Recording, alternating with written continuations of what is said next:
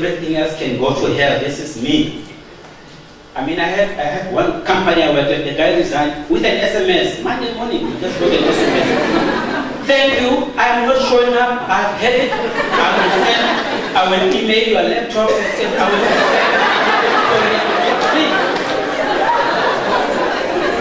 Some people hit that point, this is it, Larry, I don't want anymore, I want divorce. Disgust is a very key trigger that will get you moving in the right direction. Another one is what we call the crucibles. By the way, I give a workshop that takes a day or two, so I'm trying to rush through these things. Or if you like it, tell NRF so that they can get us together. We can talk in live, because I said, what is the most crucible thing that you've ever went to that changed your life? Once you start thinking, that trigger had an impact on you and contributes to who you are. Unless you don't understand that, you won't understand it. So some crucibles could be you going to work, they tell you you're fired today. Why? Because you have been sloppy, not doing things that align with your purpose. You think life is going to happen 5 years from now. It becomes a crucible. Once they say you're fired, believe it or not, something has to change in your life. It can't be the same business. The most cruel one, we call it a burning platform. So we come and say, what is your burning platform? A friend of mine, they repossessed the car, repossessed the house, he hanged himself. 2 years ago, we found him in the garage, hanging. The blink-blinks were on the shoe, they were like, they were shining.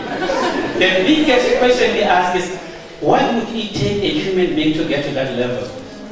It's a big psychological question. The guy, he found identity in his material possession, neglected all the other people, he was there. Now when he's taken away, he cannot comprehend who he is. Ask him and say, who are you? He couldn't see himself succeeding or surviving. The best next thing to do was to get rid of himself. Okay, 4 things to conclude. 4 things that these are the must take home. The must take home. Next week, or I don't know, 6 months, we're going to visit all the places that you work in and ask you if you've done these things. The first one, integrate your portfolio of passions. Let me explain. Back in the industrial age when people were working, work was where you go to work. Didn't do any other thing. Any other thing, you left it post-retirement. You know, I'll start traveling when I'm finished working. I'll start doing this when I finish, I've saved enough money. Oh, those things never happen. You try to save money until you perish. So, you need to find out what are the things that brings out your juices. For me, I've identified the 3. It's science, it's music, it's leadership. And if I am to break them down for you, on leadership, I collect all kinds of books. I read about successful people, I read about all these models, and I'm interested in why are people more motivated than others, organizational leadership. In terms of science, I'm interested in biotechnology. How can we innovate with all these biomolecules and produce new things, new technologies? How do we innovate? In terms of music, hey, hit me with any African Caribbean music, soca, salsa, you get me going. It brings the juices out of me. I could have chosen and said, no, I'll start doing music later on. For now, I'm this executive director. Hello, I go to the clubs at night and I crack it. And when you follow your passion, you get paid.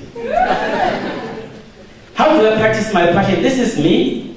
I go to the club, put my music, and I get them to rubberlize. I mean, they get lost in my music in the moment. I have what I call Dr. Joe Club. People who like my message, subscribe, and we meet from time to time to share some of these principles. In terms of leadership, I'm talking to you now, trying to get your juices flowing. I teach courses in leadership in more formal settings. I then become the serious science. We go to industry, we discuss partnership. How can we partner with you? You are Nestle, you want to get natural ingredients for your food. Yeah, let's sign this agreement and contract. When they finish signing, I go talk to the traditional healers. Hey guys, what do you know? Because there's so much knowledge, indigenous knowledge in our people, but we haven't been taught to harness it. We just think, this is the stuff that's happening, because it doesn't align with our Western way of doing things. Those people hang out with them, valuable insights and knowledge. I'm sharing with you my life story. If I come to you and say, tell me about your portfolio of passion. Oh, yeah, I used to like to swim, but that was when I was young, but I stopped. Yeah, I like catering. You know, I know I'm a scientist in the lab, but you know, when you put pots in front of me, my eyes, you know, double up inside because I want to cook anything that works. And I say, what are you doing about it? No, you see, if I finish this work now, maybe later on I will start cooking. No, so people that I coach, we sit down and say, okay, write a menu for me, let's see. Now we start working on it. When they're working, they sleep few less hours because you need to be committed to your work. The extra time, don't watch too much TV. If you watch 6 hours of TV every day, they've done the calculation. By the time you're 50, you will spend 7.5 years in front of the TV. TV, the biggest killer, consume time. When people are watching TV, close yourself and start writing down things. So this friend of mine, I found her and we started doing things. She put menu. I took the menu to one of my friends and said, bro, I know your company uses people, man. Here's the lady, she has a nice menu, can you try? They call her, did they call her, can you cater for this function? Now she is going places. She has a job on the other side. She do catering on the other side. We go to clubs and dance at the other side. So balance it up. So when I come to you next time, I say, what is your portfolio of passion? I don't want to hear, I used to, oh Lord. The next important thing, do I still have time or do I need to stop? Oh, the one with this side, that's when I'm going, you can leave us alone. Continuous development. Self-explanatory. You need to get qualification. That's me then, right? If you thought he's a DJ, doesn't know what he's talking about, I write books. Yo. So what I'm saying is, you need a paper. Don't read there, listen to me. I need to see your qualifications. How? All I'm saying is the world we operate in, they need to see a paper. And it's so unfortunate because there are so many people who are skilled, who have talent, but they don't have document to show. If you apply for a job in my company, we say, oh, send us your qualifications. So whatever you do, enroll in a program where they're going to give you a piece of paper because that shows credibility in the world you're operating in. If I say, oh, Dr. Molete is coming, oh, people listen. But if you say, hey, come listen to DJ Mazosa, what are you going to do from this DJ guy? They don't come. But I said, Dr. Molete is presenting. They think, oh, he's a doctor, he must know something. Let's not get there. Once you finish, you need to engage on continuous development. People in your zone of passion, identify role models, mentors, people who are going to pull you up, people who are going to inspire you. This is my own list. You tell me about Jim Brown, you tell me about Earl Nightingale, Les Brown.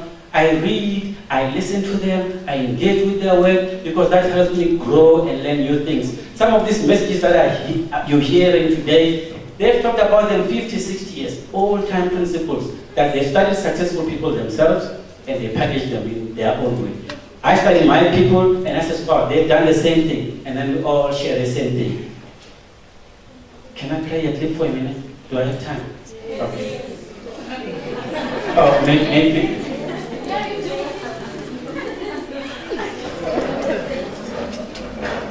This thing doesn't help. Success is something you attract by the person you become. Most of us think, if I want to be successful, I have to chase after it. You focus on your own personal development to make yourself attractive. Now, when you are attractive, like some of us, you don't even have to go to Sunday Times to look for a job. The recruiters bother you. Actually, you switch your phone on them. What do you want? Dr. Molete, we have this opportunity we think you might be interested in. Recruiter, I told you I have a job and I'm happy. There are a lot of unemployed people. Go talk to them. And Dr. Molete, can we meet for an hour? All right. And when you're sitting comfortably, NRF calls, Joe, can you come talk to our interns? I said, but I'm so busy. I am so busy. And then when we are sitting, Rose called, Joe, I have a wedding next week. Can you come and crank it up for me? I told you I'm traveling overseas. I don't have time. Can you give me 25,000 then? Yeah, no, don't worry. Money's not the problem. Okay, I'll cancel my trip then.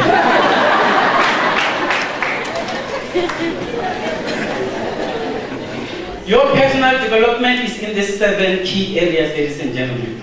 7 key areas. It's not only about your career, your physical health. You want to be well, sick free, enjoy all this money, the things that you're making. So you need the discipline to exercise, go to the gym and all that stuff. It's not easy, I know, but it's